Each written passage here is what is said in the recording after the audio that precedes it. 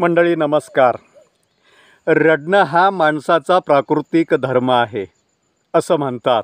कारण रडल्याशिवाय हसणं अवगत होत नाही आणि हसल्यावरच जीवन फुलत जातं आणि जीवनातली जी आपल्या धर्माची आणि आपल्या माणुसकीची शिकवण आपल्याला असते ती त्या ठिकाणी पादाक्रांत होताना दिसते.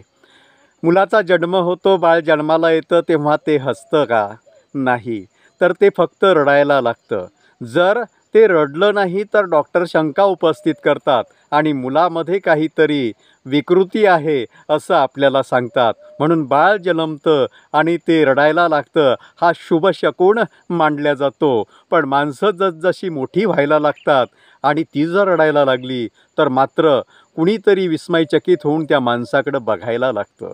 जर जीवनातला पहिला संस्कार रडणं असेल तर निश्चितच दुसरा संस्कारसुद्धा हसणं आहे. म्हणून रडल्यानंतर हसू आणि हसूनंतर रडू असं आपल्या जीवनाचं गणित करत करत आपण पुढे जातो आणि जीवनाला एका वेगळ्या आविष्कारातून पाहण्याचा प्रयत्न करतो.